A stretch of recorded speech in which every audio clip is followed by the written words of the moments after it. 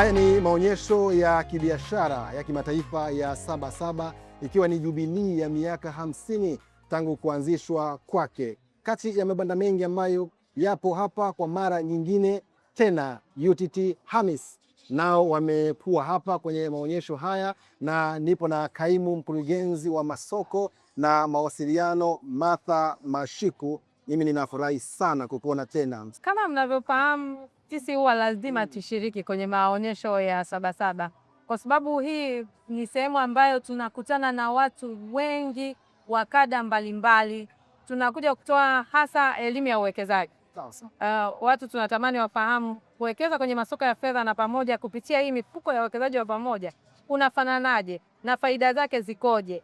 Na mpaka sasa hivi tunaweza kusema kwamba tunajivunia mafanikio makubwa, kwamba kila mwaka banda letu kwa kweli limekuwa nadhani katika mabanda yanayoongoza kutembelewa na watu wengi sana. Kwa sababu tunatoa huduma nzuri, yani ni kama ofisi ile tumeihamishia hapa. Kwa hiyo Mtanzania atakayetembelea hapa viwanja vya Sabasaba, kwanza tunampa elimu. Sasa hivi tumetengeneza mandhari mazuri kabisa kwamba anapata elimu ya uwekezaji, alafu akimaliza hapo hapo anaweza akajiunga na mifuko yetu ambayo tunaisimamia. Lakini kwa yule ambaye tayari ni mwekezaji, yeye anaweza kahuisha taarifa zake. Huenda labda amebadilisha namba ya simu, amebadilisha sanduku la posta, anataka kuweka warithi kwenye uwekezaji wake, basi akija hapa anapata hizo huduma zote. Lakini tukumbuke mwaka jana tulifanya maboresho makubwa sana kwenye digital platform yetu.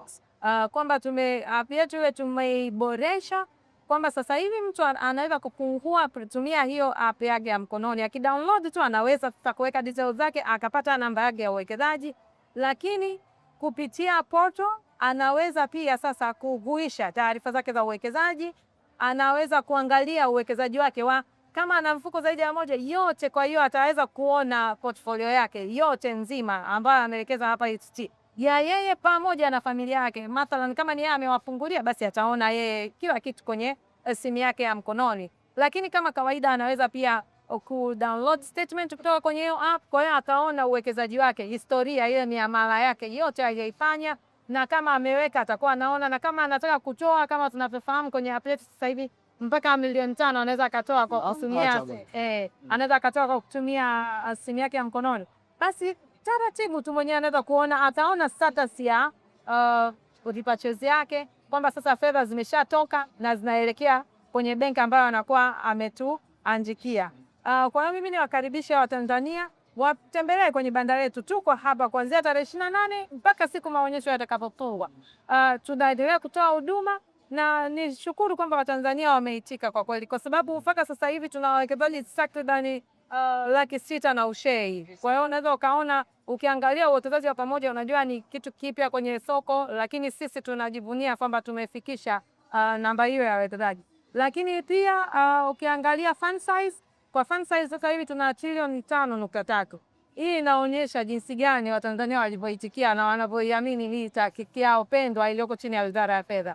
Kwa hiyo niendelee kuwatii Watanzania wanapopita kwenye maonyesho haya ya Sabasaba, si hata kutembelea banda la UTT, waje wajifunze kuhusu uwekezaji. Tuna huduma ya wealth management ambayo yenyewe tunazungumza na mwekezaji sehemu anayotaka kuweka, sio ambayo kama sisi tunaofanya kwenye mifuko yetu mingine. Kwenye wealth management tunakubaliana naye kwamba tuweke wapi, na tunakubaliana naye hata zile faida kuanzia mwanzo, na akimaliza hapo atakuwa analipwa sasa zile coupon au faida kila baada ya miezi 6. Kwa hiyo tuna manage portfolio yake, lakini hii ni kwa wawekezaji ambao wana mtaji mkubwa kuanzia milioni 50 hivi na kuendelea. Kwa hiyo wanaweza kuwekeza kupitia hiyo huduma yetu ya usimamizi wa rasilimali au wealth management. Kwa hiyo niwakaribisha Watanzania, karibuni sana UTT. Ukiingia tu hapo kwenye geti kubwa, tuko chini ya Wizara ya Fedha. Tuna mabanda mawili, moja liko nje ambayo kuna sehemu kubwa kabisa, lakini banda lingine liko ndani.